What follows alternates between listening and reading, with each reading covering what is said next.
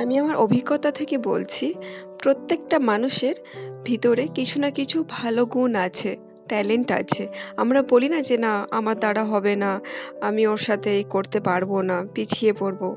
ভগবান আমার ভাগ্যে এটা লিখিয়েনি।" একদমই তাই না। প্রত্যেকটা মানুষের কিছু না কিছু ট্যালেন্ট আছে। আমরা সেই ট্যালেন্টটাকে খুঁজে পাই না। সেটাকে খুঁজে বের করতে হবে যে, হ্যাঁ, আমার মধ্যে কী ট্যালেন্ট আছে, আমি কী কাজে লাগাতে পারি। সেই ট্যালেন্টটাকে যদি আমরা একবার খুঁজে পাই, সেটাকে যদি আমরা নিজের কাজে লাগাই, তাহলে দেখবে সাফল্যের চাবিকাঠি খুব সহজেই আমাদের হাতের কাছে চলে আসবে।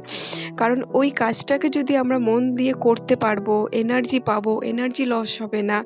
আর আমরা কী করি, কখনো পরিস্থিতির কারণে বা কখনো খুঁজে পাই না সেই গুণটাকে। তো আমাদের কাজ করতে হচ্ছে ইনকামের জন্য, তাই আমরা কাজ করছি। এতে আমাদের বরং উল্টে ক্ষতি হয়।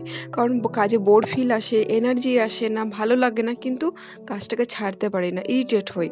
তাই নিজের গুণটাকে খুঁজে নাও। কী আছে তোমার মধ্যে গুণ?